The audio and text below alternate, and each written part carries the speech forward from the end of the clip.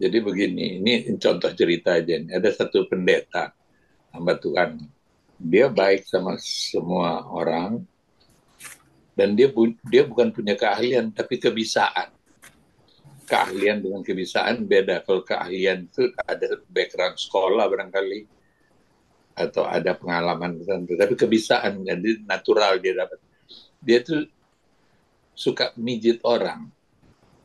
Nah, ini membicara hati nurani ya.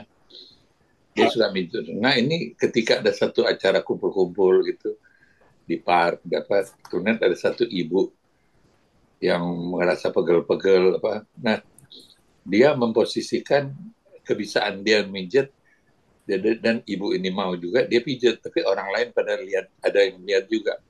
Dia pijat itu ibu dengan semangat 45, hanya bagian terlarang aja yang dia tidak tersentuh. Bukan Yoketan, pendeta. Bukan. Ini kita mau bicara, ini kan bicara hati nurani. Nah, dia tidak bikin apa-apa, tapi begitu excitingnya dia melayani ini karena dia ingin menolong katanya. Jadi, tapi secara manusia, apalagi laki-laki kan tahu ini ibu-ibu muda yang ada penampilan juga, ini pendeta juga belum tua, masih forsa. Nah, ini bicara hati nurani ini, dia melakukan tugasnya dengan betul, tapi di mata orang jemaat sekitarnya juga ada pandangan yang ke sana dan ke sini kan, melihat dia, oh semangat 45 dia, walaupun dia di pojokan dia melakukan itu tidak tersembunyi sekali, tapi terlihat juga. Jadi kan tidak ada unsur negatif secara langsung, tapi kan posisi dia hamba Tuhan. Terus dia melakukan hal itu dengan semangat 45 itu, jadi exciting itu kan dilihat oleh orang banyak itu. Ini bukan main di pendeta ini. Tapi dia punya argumentasi kan, dia hanya membantu karena ada kebisaan dia. Nah, ini yang kita bilang 11-12. Jadi hati nurani itu dilihat dari sisi mana. Kalau secara murni dia melakukan itu dengan benar, memang hati nurani melakukan yang baik. Tapi di sisi lain kan ada interest lain dia melakukan itu. Itu bagaimana itu pendapatnya? Bagaimana Ron? Ya, jadi kembali lagi ke definisi tadi ya. Hati nurani ini mengetahui bersama apa atau setuju bersama apa. Nah, apanya ini yang penting. Apa ini menjadi standar moral. Nah, kalau ini pendeta ini dia menjadikan standar moral firman, karena ada hal ini sudah masuk etika ya. Secara etika umum aja ya. Misalnya seorang wanita, dia memakai baju yang tidak senonoh sehingga masuk di satu kumpulan yang banyak laki. Akhirnya banyak laki semacam tergoda. Nah, yang dosa siapa? Yang salah siapa? Perempuan ini kan, karena dia tanpa sadar dia menggoda. Ya. Nah, begitu juga itu etika ya. Jadi standar Kristen kalau misalnya ini membuat batu sandungan kepada orang lain tidak boleh lakukan. Walaupun dia Ya, ahli pijit. Tapi kalau dia pijit bisa menjadi sandungan kepada banyak orang, dia tidak bijaksana dalam hal ini. Walaupun dia tidak melanggar firman ya. Tetapi membuat orang lain menjadi batu sandungan itu jadi siapa sumbernya? Nah, dia jadi sumber kan? Karena ya dia mau tolong tetapi kan jadi pembicaraan orang. Berarti kan hasilnya tidak baik, berarti ada something wrong kan di situ. Nah, itulah mungkin kalau dia mau bantu ibu itu panggil diri rumah, keluarga yang saksikan, baru dia lakukan. Jadi ada keluarga yang saksikan istrinya atau anak-anaknya sehingga tidak ada menjadi batu sandungan kepada orang lain. Tapi kalau di banyak orang jadi batu sandungan. Sama ya, misalnya orang bikin konseling. Banyak sekali pendeta jatuh. ya, Konseling, perempuan datang mengeluh. Di ruangan Iya, tertutup. Jatuh banyak.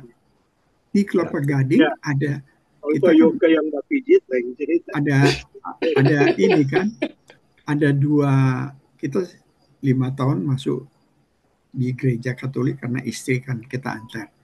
Ada satu pastor yang sangat luar biasa dikagumi oleh banyak orang, masih muda dan konseling, sama ibu yang berumah tangga. Konseling jadi akhirnya keluar.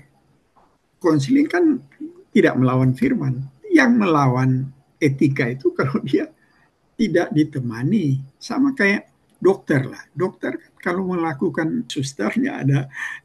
Tapi kita mau komentari yang Rolly bilang itu yang perempuan pakai baju seksi di depan laki-laki banyak. Sebenarnya ada ayat juga yang bilang bahwa kalau laki-laki ini juga punya iman cukup, kan ada ayat yang bilang kalau hatimu tergerak, syahwatmu tergerak, udah berdosa. Nah kalau dia tidak tergerak, dia tabah, berarti perempuan ini tidak boleh disalahin dong. Laki-laki harus tabah dong logikanya kan, kalau ikut ayat. Jadi ya kalau misalnya nggak ada yang tergerak, nggak berdosa. Tapi kalau ada, kan ada Yoko bilang ayatnya di Matius 5 itu ya, Tuhan Yesus bilang, ya kan? Jadi kan yang melihat dosa itu bukan orang kan, Tuhan. Karena banyak orang hati yang jahat, nggak ada orang lain tahu. Misalnya Yoke berselisih dengan Broniko. Yoke ada senyum-senyum Broniko, padahal di dalam hati, oh moga-moga kamu celaka. Kan cuma Tuhan yang tahu, orang nggak tahu. Ada lihat senyum-senyum, tapi di hati ternyata. Memang waktu itu Yoke ada di situ. Oh, Masalahnya Yoke yang biasa dia ada duduk baik-baik, siapa dia tiba-tiba pangkok kaki. iya. Itulah. Jaga supaya jangan dia bergerak. tapi kan itu yang kita bilang 11-12 ukurannya itu kan bisa begini bisa begitu kan, karena kalau si pendeta itu melakukan dengan sungguh-sungguh tanpa ada yang negatif dia itu kan enggak masalah kan sebenarnya kalau dia murni ya. Tapi jangan jadi batu sandungan. Itu sebabnya enggak boleh jadi batu sandungan orang lain. Kan ayat ada yang bilang jangan tergerak, kan dibilang tergerak justru berdosa kan. Iya. Tapi sebenarnya tergantung iman masing-masing. Nah itu kan. Ada yang kuat, ada.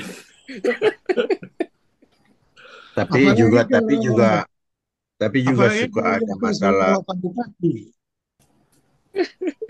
Ya, tapi juga tergantung di mana kita tinggal. Kalau di Amerika udah biasa kita lihat, dia anggap biasa aja. Nah itu kan. Mungkin di daerah-daerah yang nggak pernah lihat begitu ya bisa goyah juga imannya. Tapi juga ada masalah psikologis kan, kalau orang jadi tahu sehingga bisa menjadi perbincangan, itu pendeta kok pergi berkunjung kepada seseorang wanita, ya kan? Sekalipun tidak ada sesuatu yang terjadi di sana antara pendeta itu dengan wanita itu. Tapi pendeta kan, kalau pendeta melayani kan mesti didampingin oleh salah satu majelis, mesti didampingin kan, nggak bisa. Kalau pendeta melayani sendiri ya itu yang bahaya. Ya, sekuat imannya. Dan sebenarnya seperti kasusnya Yoke itu, kalau dia mau melayani kan melayani firman, bukan melayani pijit kan. Iya. Ini kan masalahnya masih di dunia ini. Ya, dia tidak bisa hilang dari lingkungan, ya toh. Tapi sebenarnya ini barangkali bukan pendeta aja, Yoke aja. Iya. Yoke lagi berpikir kalau dia pendeta bagaimana tuh.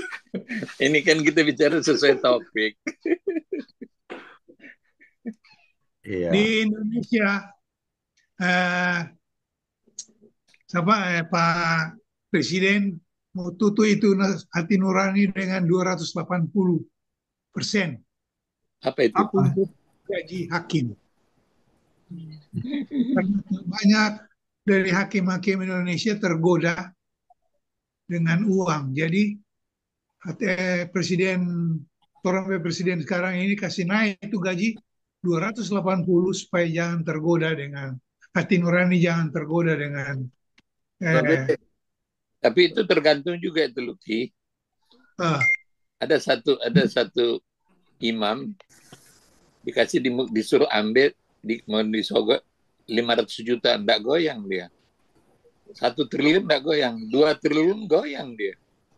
Ada batasnya artinya kan. justru itu daripada nggak ada perubahan, lebih baik kasih naik 280.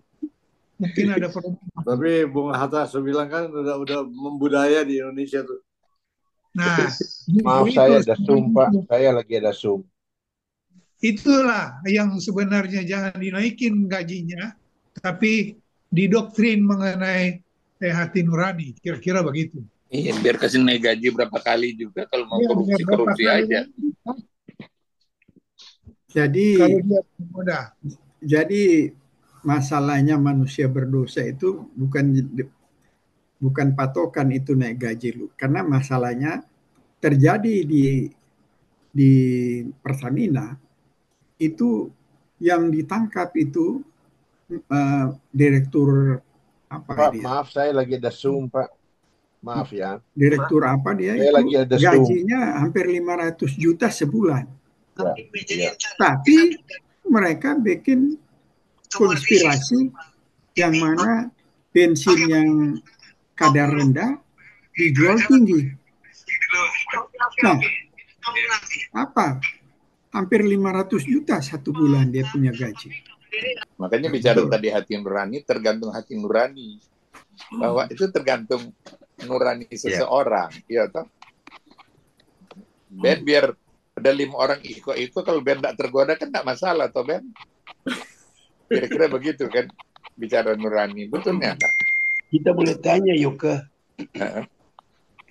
kenapa dari tadi nggak ulang-ulang itu? Soalnya dia ada pengalaman di situ, dia banyak Bukan pengalaman. karena ini tua masa semua ini. Tapi rupanya Takore juga Yoke, siapa?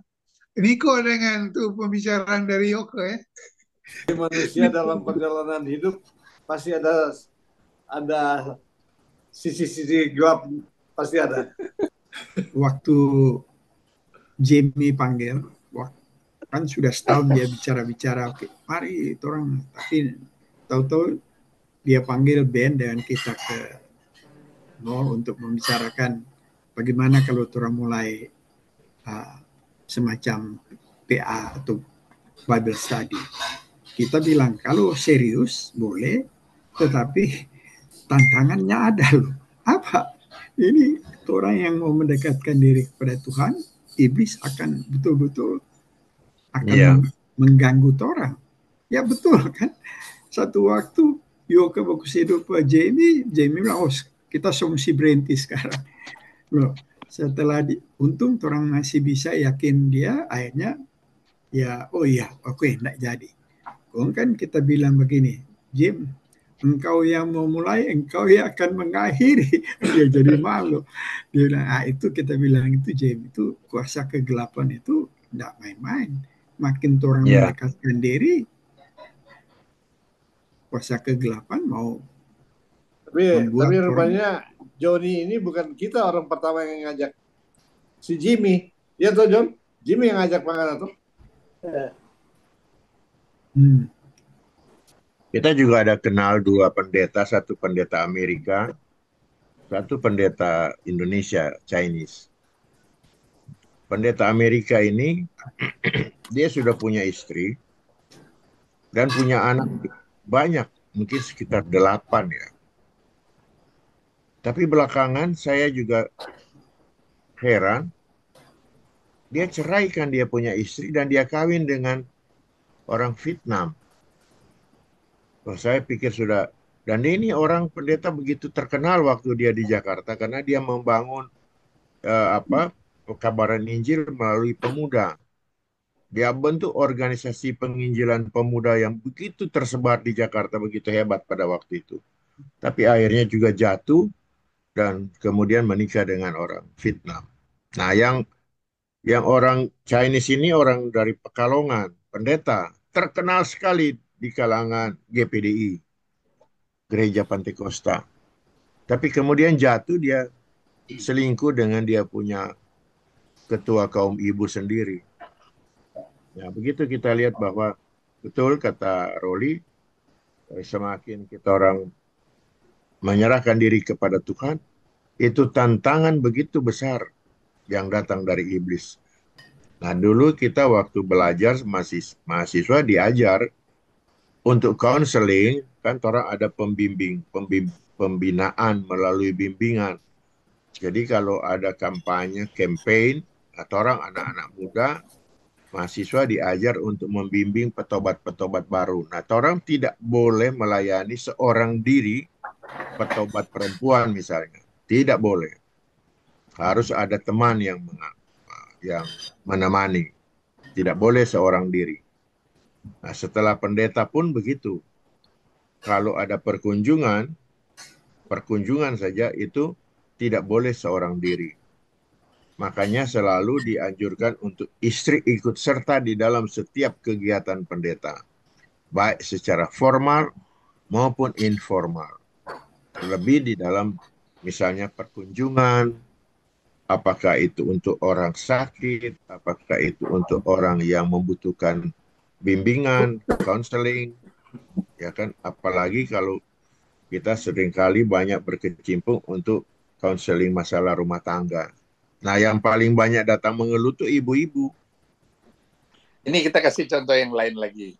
Penyumbang yang bagus di gereja. Dia jadi penyumbang. Nah, sedangkan mungkin bukan cuma kita, semua orang juga tahu.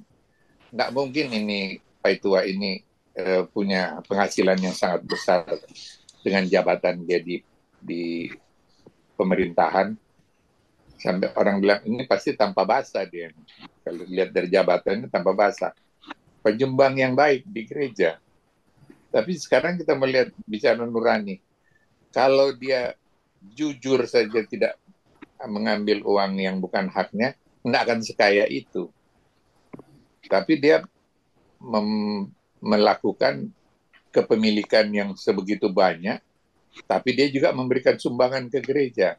Dia punya standar moral itu yang menentukan dia melakukan. Karena dianggap misalnya dia ada permainan di mana dia bisa mendapatkan banyak uang, dianggap nggak masalah. Berarti standar moral dia yang salah.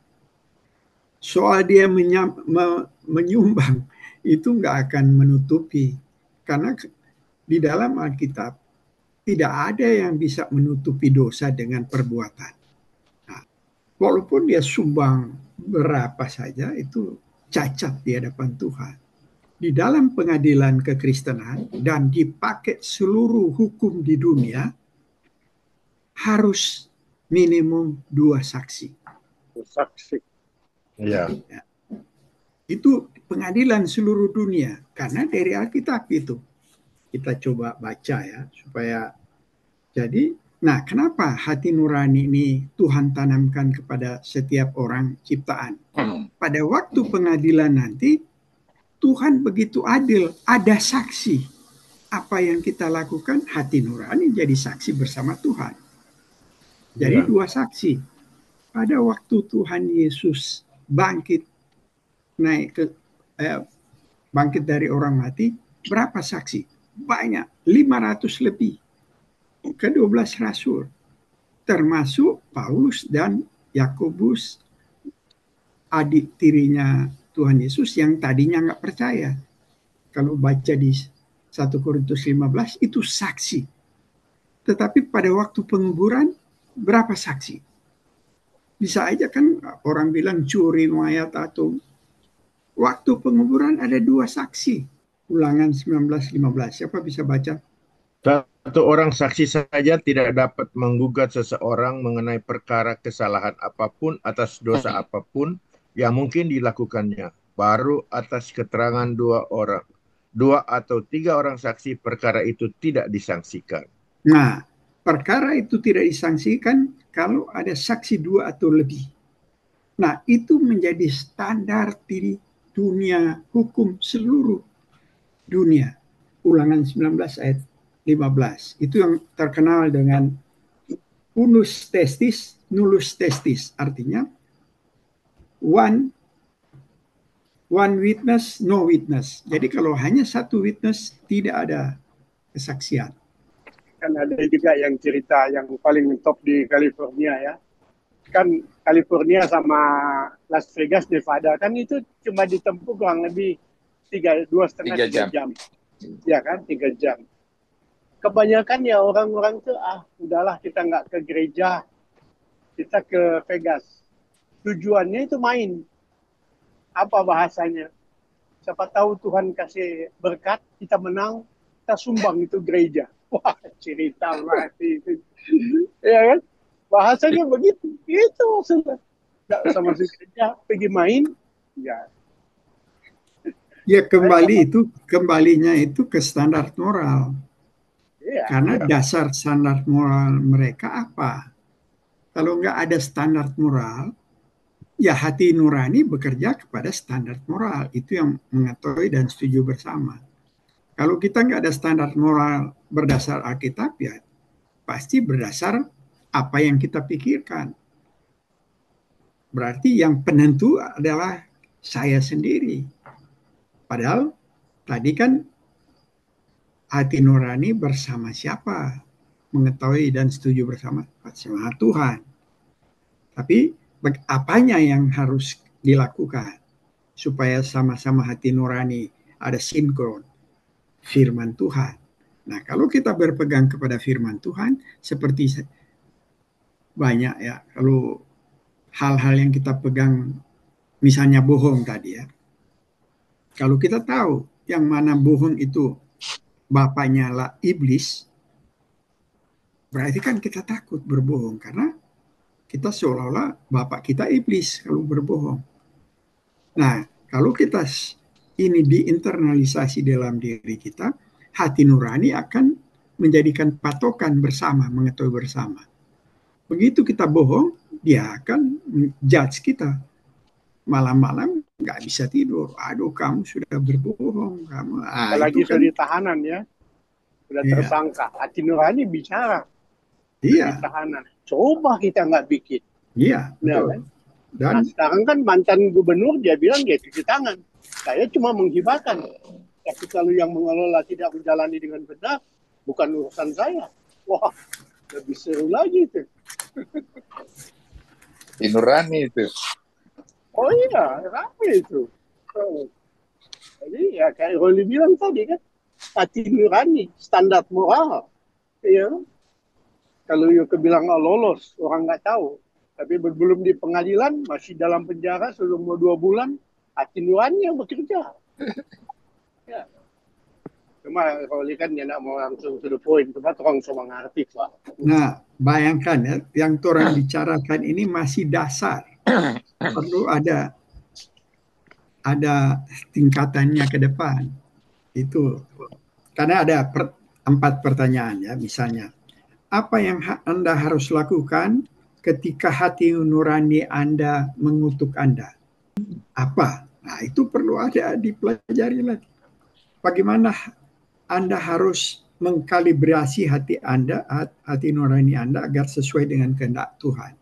Jadi kalau kita standar moral kita belum sesuai dengan kehendak Tuhan di firman, nah bagaimana kita meningkatkan itu? Itu bagaimana caranya ada dijelasin. Bagaimana seharusnya Anda berhubungan dengan sesama orang Kristen ketika hati nurani Anda tidak setuju. Jadi ada sesama orang Kristen tapi dia punya standar moral berbeda dengan kita, bagaimana cara mengatasi untuk supaya tidak konflik. Bagaimana seharusnya Anda berhubungan dengan orang yang budaya lain yang punya hati nurani, standar moral berbeda. Nah, bagaimana kita? Jadi sangat penting hati nurani untuk supaya kita hidup damai dengan Tuhan dan damai dengan itu yang Paulus bicara di Kisah Rasul 24 ayat 16 kan. Saya berusaha hidup dengan hati nurani yang murni terhadap Tuhan dan terhadap sesama. Itu usaha Rasul Paulus untuk melakukan. Nah, bagaimana kita untuk melakukan seperti Rasul Paulus, berusaha supaya hati nurani kita murni di hadapan Allah dan di hadapan manusia. Oke, ada. Oh, tanya Om. Yang statementnya Om Ben tadi bilang, itu kalau terjadi di Indonesia mungkin bisa seperti itu, tapi kalau di sini mah udah biasa gitu. Jadi pertanyaannya, apakah standar moralnya yang berubah atau ketika orang menjadikan itu suatu biasa, berarti ya itu bukan jadi masuk standar moral lagi gitu. Karena kan tadi kan bicaranya kalau orang pakai bikini atau apa, bisa tergerak nih jadi batu sandungan sama orang. Nah, ketika di tempat yang sudah biasa seperti itu dan itu tidak menjadi batu sandungan buat orang, apakah itu standar moralnya yang berubah atau orangnya itu yang udah naik level atau apa begitu jadinya. Standar moralnya tuh nggak mungkin berubah kan harusnya gitu. Ketika Jadi memang orang-orang yang di sini yang sudah terbiasa itu karena dari kecil mereka udah lihat-lihat seperti itu nggak ada masalah. Jadi itu sudah menjadi habit ya. Jadi itu bukan merupakan standar moral lagi, itu merupakan habit yang nggak ada masalah ya. Kalau ada wanita yang berpakaian minim di sini, kayak Yoke bilang nggak tergerak nafsunya ya. Nah, itu bukan masalah hati nurani, itu karena sudah kebiasaan ya. Karena banyak yang misalnya di sini banyak yang nggak percaya Tuhan, ateis. Nah, standar moral mereka dari mana? Kalau bukan dari Tuhan berarti dari diri mereka sendiri atau dari filsuf-filsuf yang mereka kagumi.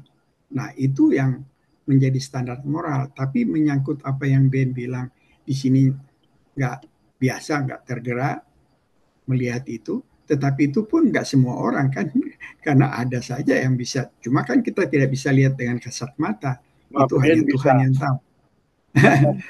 Nah, itu Yoke sih sebenarnya ada. Dulu waktu baru datang di ini, memang tergoda juga, jadi tapi lama-lama jadi biasa. Ya. Jadi satu waktu kita akan jelaskan mengenai huruf dan roh. Jadi huruf ini mematikan ya. Karena kalau belajar firman hanya menyangkut huruf, itu disebut di sini mematikan. Nah, ada contoh ya seperti Yoke kasih contoh. Ini Matius 5 ayat 27 dan 28. Tuhan Yesus bilang begini, kamu telah mendengar firman jangan berzinah. Ayat 28, tetapi aku berkata kepadamu, setiap orang yang memandang perempuan serta mengingininya, sudah berzinah dengan dia di dalam hatinya. Nah, kalau yang ayat 27, kamu telah mendengar firman dengan jangan berzinah, itu huruf. Tetapi rohnya itu di belakang, di balik huruf itu ada rohnya. Jadi, kalau kita melihat dan tergerak nafsu, kita sudah berzinah. Nah, itu nanti dijelaskan satu waktu, karena ini sangat penting ya, supaya kita bisa mengerti. Karena misalnya ada juga seperti ini ya, kamu telah mendengar yang difirmankan kepada nenek moyang kita, jangan membunuh, siapa membunuh harus dihukum. Tetapi itu letter, huruf. Rohnya di ayat berikutnya. Tetapi aku berkata kepadamu, setiap orang yang marah terhadap saudaranya harus dihukum. Siapa yang berkata kepada saudaranya kafir harus dihadapkan ke mahkamah agama. Dan siapa yang berkata jahil harus diserahkan ke dalam neraka yang menyala-nyala. Wah, itu mengerikan kalau kita nggak mengerti kan. Nah, itu sebabnya menyangkut huruf dan roh. Nah, seperti yang Yoke bilang tadi, banyak orang terpengaruh karena huruf aja, jangan berzinah. Tapi karena dia cuma di huruf situ aja jangan berzinah, dia tidak lakukan. Tetapi banyak kali dia nonton hal-hal yang apa, karena itu sudah sama.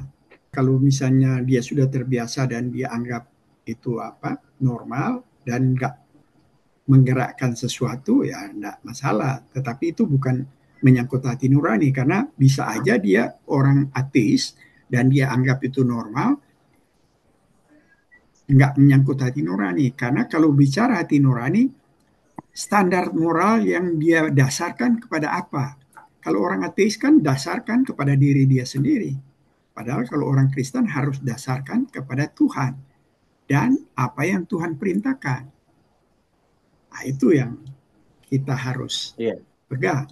iya, iya Om. Tapi mungkin balik lagi ke pertanyaannya, ya statementnya Om Yoke tadi kan. Jadi kayak misalnya itu kita lihat dari sudut pandang yang satunya ya. Tapi ketika satu berarti yang satu menilai, anggaplah misalnya ini kedua kedua orang yang terjadi di situasi yang berbeda ini, dua-duanya yang perempuannya ini orang Kristen gitu ya.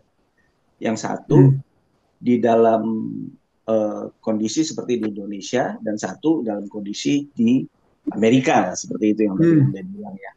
Nah, yang satu bisa berpikir aku bisa jadi batu sandungan, yang satu bisa berpikir aku tidak akan menjadi batu sandungan gitu mungkin Om. Bisa nggak seperti itu? Ya, boleh. Tapi yang berpikir akan jadi batu sandungan dia lakukan, dia bersalah. Tapi kalau yang nggak merasa tidak akan menjadi batu sandungan, apa yang dia lakukan tidak akan secara etika tidak salah. Tapi kalau misalnya Yoke punya Pak Pendeta itu melakukan dengan semangat 45, tapi membuat orang banyak termasuk Yoke menjadi batu sandungan, ya tentu saja Yoke yang menonton seperti Bro Niko bilang kan, Yoke yang menonton tadinya enggak pangkok kaki jadi pangkok kaki katanya Pak Bro Niko bilang. Jadi kan Yoke terpengaruh, tapi gara-gara sumbernya dari mana? Dari Pak Pendeta. Saja terpengaruh, kalau enggak mungkin dia sampaikan di sini. Iya. Iya. Ya, itu memang itu menyangkut etika ya, walaupun standar moral mereka sama, tetapi ada etika yang ya mungkin mereka tidak pelajari, atau ya biasa orang tidak mempelajari ya etika. Jadi etika Kristen kan itu perlu dipelajari juga supaya kita jangan melakukan hal yang melewati etika. Mungkin yang Arman maksudkan itu kita boleh kasih contoh yang lain. Di daerah pedalaman Banten di sana, di sekelilingnya banyak pondok pesantren, itu alirannya banyak religius menurut mereka ya. Nah, tentu tidak ada kelihatan di kolam renang yang pakai bikini. Nah, ketika orang yang sudah modern datang dengan berpakaian bikini, bagi yang berpakaian bikini sebenarnya tidak apa-apa. Dia merasa, apalagi dia dari Amerika misalnya, bagi dia tidak merasa apa-apa, tapi bagi yang menonton itu merasa apa-apa. Nah, ini ada perbedaan kultur dan sudut pandang kita kira. Jadi tidak bisa kita asumsikan, oh ini berdosa atau tidak. Bukan itu ukurannya barangkali. Karena yang pakai bikini sendiri tidak merasa berdosa. Nah, ini dua sudut pandang yang berbeda. Itu mungkin yang dimaksud tadi. Tergantung, kalau kayak Yoke langsung ke pangku kaki ya tuh. Kalau orang ya lain lagi ya tuh. Saya itu. Kira-kira. Jadi yang menentukan dosa bukan manusia, yang menentukan dosa kan Tuhan yang tahu. Ya. Kita yang barangkali manusia yang mempelajari firman itu yang menyatakan, yang membuat orang jadi batu sandungan itu secara etika salah. Tapi kalau dia nggak tahu ya berarti seperti Yoke bilang, orang bule datang mandi di Indonesia nggak tahu yang mana itu bisa menggoda orang, ya buat tuh orang bule itu nggak bersalah. Cuma kalau Pak Pendeta yang Yoke kasih contoh kan di Indonesia pasti tahu salah dong itu. Tapi Yoke udah biasa kan, lama di Bali kan udah. Halo, memang saja. Ben bukan bela-bela Pak Yoke, malah Ben dia ajar lucu. Sedikit Oli, tentang bagaimana Ya, kalau dengan itu silakan. ya? Oli, Ya, dengan orang-orang yang di Jerman tuh, nudis. Bagaimana ya? Apa mereka itu beragama atau bagaimana ya? waduh, kita nggak tahu itu. Nudis. Itu mesti nanti kita tanya pada orang. Ya, Kalau di Kenapa, Bro? Irian nggak masalah. Kalau di Irian juga lihat orang-orang ini nggak masalah. Jadi tergantung budaya juga kalau pakaian. Ya, betul. itu yang kita mau cerita. Kita pekerjaan Tempo juga pergi ke suku-suku terasing yang budayanya berbeda-beda satu sama lain. Kalau di Kalimantan ada daerah perawan, kalau dorang lihat ada orang asing masuk, dorang coba. Nah, dorang pesumpit, gajah pun dalam waktu singkat rubuh. Nah, for dorang, kalau ngena hidup, ngena lulus dari ujian. Artinya dorang terima pangana. Dorangnya merasa berdosa ada bunuh pangana. Sama dengan di Irian. Di Kalimantan juga, dorang cuma pakai cawat. Jadi lain kali itu perempuan duduk salah, terang dapat lihat semua. Irian juga begitu. Tahun 62 kita pergi di Bali, masuk di pedalaman, sama dengan di Irian. Masih terbuka sebuah dompet dada. Nah, pada orang itu budaya, artinya sebegitu dompet hidup. Nah, kalau di Bugis lain lagi, DP masalah yaitu dendam itu mesti baku bunuh. Artinya masuk di dalam satu sarung, kok baku tikang. Itu budaya. Itu ada sedikit di Madura juga. Dan budayanya menerima orang mati. Nah, itu bagaimana? Ya, jadi kembali di definisi tadi ya. Tergantung di mana kita punya dasar standar moral didasarkan kepada apa. Nah, kalau misalnya seperti orang Bugis tadi ya, kalau misalnya orang baku konflik itu masuk dalam sarung. Kita pernah dengar itu masuk dalam sarung dan orang bisa saling bunuh ya. Untuk menyelesaikan masalah antara dua suku. Nah, begitu. Jadi standar moral mereka itu begitu. Dia bunuh itu tidak ada masalah buat mereka.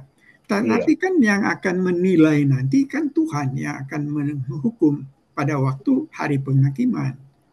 Tapi bagi budaya tidak ada masalah. Nah, kalau kita punya standar moral diletakkan di Alkitab, ya kita dituntun oleh firman Tuhan dan hati nurani yang selalu bikin warning kita kalau kita lewat. Itu bagusnya kalau kita mempelajari hati nurani. Tapi kalau hati nurani itu didasarkan oleh budaya, itu kan nanti dihakimi oleh Tuhan nanti. Seperti apa yang Roma 14 katakan, segala sesuatu yang dilakukan tanpa iman, dosa. Nah, apa itu iman? Iman yaitu percaya kepada Kristus. Nah, oleh karena itu, Yesus bilang, akulah jalan, kebenaran, dan hidup. Tidak ada seorang sampai kepada Bapa tanpa melalui aku. Nah, oleh karena itu, Tuhan Yesus menganjurkan kepada kita, pergi ke seluruh dunia, memberitakan Injil, jadikan murid, ajarkan mereka apa yang itulah amanat agung, supaya orang tahu satu-satunya keselamatan hanya melalui Yesus.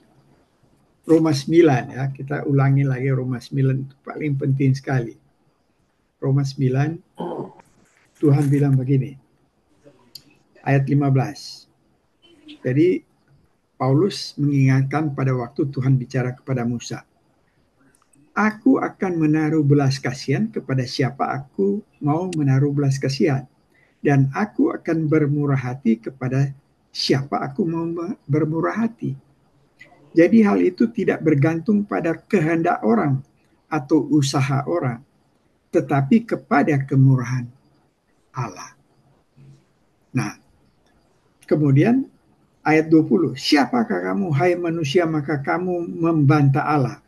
Dapatkah yang dibentuk berkata kepada yang membentuknya, mengapa engkau membentuk aku demikian? Secara manusia kita bilang, loh, mereka itu kan nggak tahu, kasihan bagaimana ya. Tetapi sebenarnya ada di dalam Alkitab. Tuhan telah memberikan alam semesta untuk mengetahui siapa ada Allah, ada Tuhan. Dan Tuhan memberikan hati nurani di dalam setiap orang. Hati yang tertulis, seperti yang kita baca kemarin, Roma 2, 14 dan 15. Di mana hati nurani itu telah, hukum Taurat ditulis di dalam hati. Sehingga dari dua hal itu, secara eksternal alam semesta yang Tuhan ciptakan, dan secara internal hukum Taurat ditulis di dalam hati dan hati nurani yang menjadi saksi. Dari dua hal ini orang tidak bisa menyangkal bahwa Tuhan itu ada. Orang Dayak banyak sekali jadi Kristen karena misi daripada gereja-gereja banyak sekali ke Dayak untuk menjadikan orang Kristen. Tetapi ada yang sinkritisme. Artinya menggabungkan antara agama dan budaya. Padahal itu tidak boleh. Nah, jadi orang Kristen sudah percaya kepada Tuhan, tetapi masih pakai budaya. Budaya membunuh misalnya.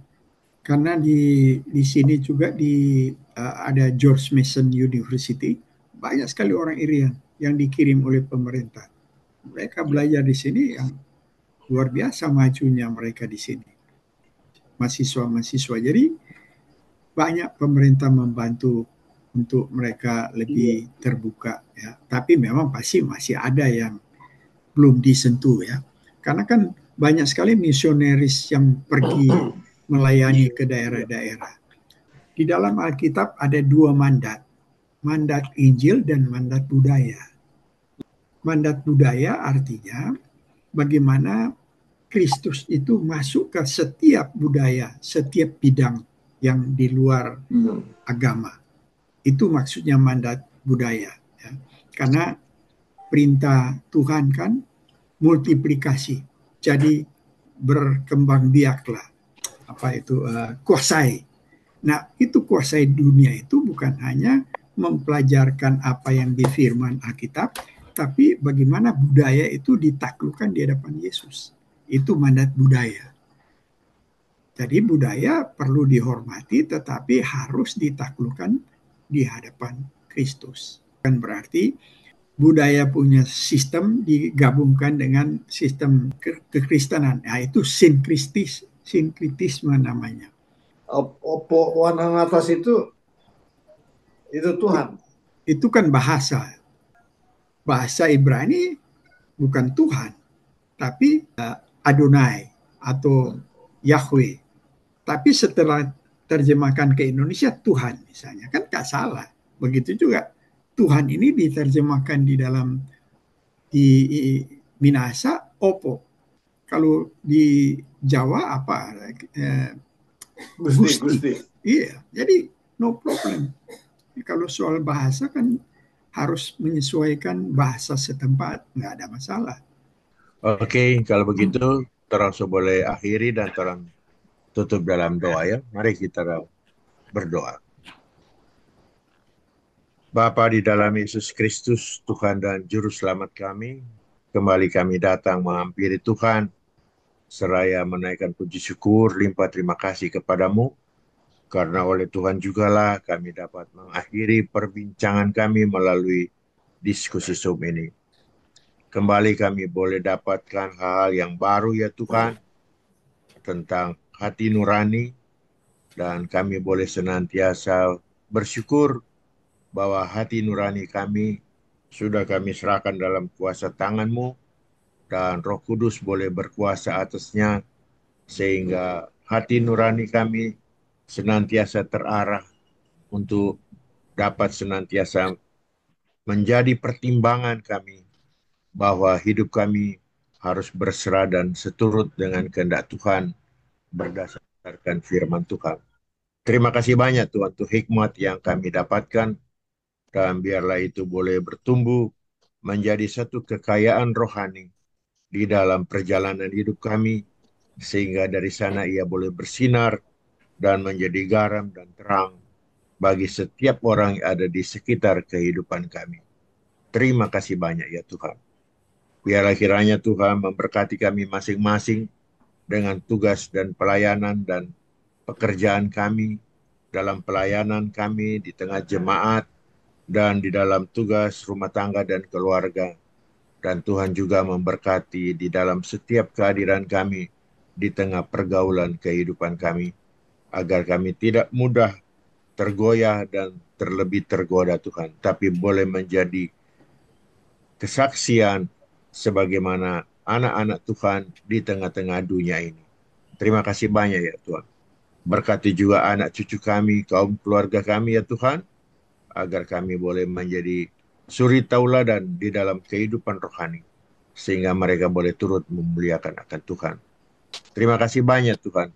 Memberkati di dalam kehidupan kami hari lepas hari, kekuatan dan kesehatan yang daripadamu senantiasa Tuhan limpahkan, agar bagi kami yang lemah, yang sering kali terganggu karena usia yang sudah tidak muda ini Tuhan, Tuhan boleh memberikan senantiasa kekuatan.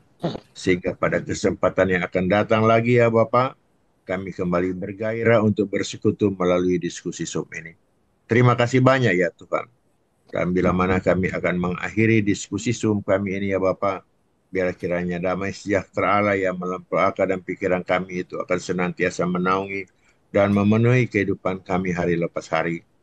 Anugerah di dalam kasih Yesus Kristus akan senantiasa melandasi iman percaya kami, dan persekutuan Roh Kudus akan senantiasa menghentar, menyertai, dan memberikan kami kekuatan. Terima kasih banyak ya Tuhan. Inilah pergumulan kami dan doa syukur kami yang kami naikkan hanya di dalam nama Yesus, Tuhan dan Juru Selamat kami. Kepadamu kami sudah berdoa dan mengucap syukur. Amin. Amin.